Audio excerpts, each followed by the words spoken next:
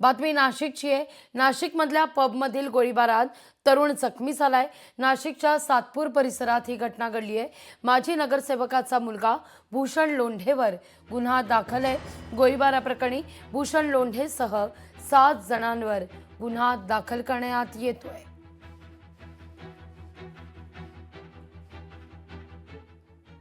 आज पहाटे police station Satpur येथे घडलेल्या गोळीबाराच्या घटनेसंदर्भाने सपोनी ज्ञानेश्वर भडांगे यांनी दिलेल्या फिर्यादीवरून इसम नामे भूषण प्रकाश लोंढे व त्याच्या इतर 8 ज्ञात व 4 ते 5 अज्ञात साथीदारांविरुद्ध पोस्टे सातपूर येथे जीवे ठार मारण्याचा प्रयत्न करणे तसेच खंडणी घेणे अशा विविध कलमांमुळे गुन्हा दाखल करण्यात आलेला आहे।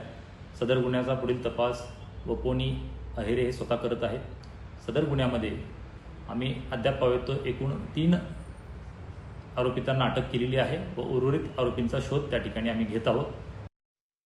सगळ्याविषयी अधिक माहिती घेऊया। आपले प्रतिनिधी महेश महाले आपल्या सोबत जोडले गेलेले आहेत। महेश, काय अपडेट आहे?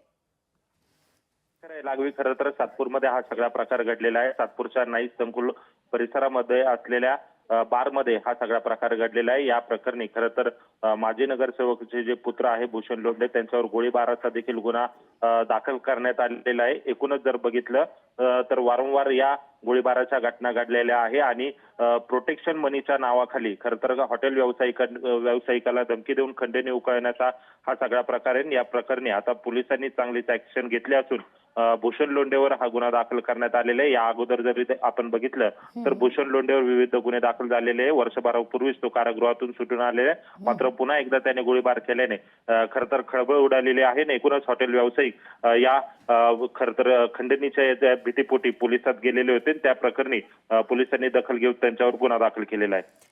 अगदी महेश, तुर्तास धन्यवाद तुम्ही दिलेल्या एकूणाचं सविस्तर माहिती करता। लोकशाही मराठी ऐका, पहा, जागरूक रहा।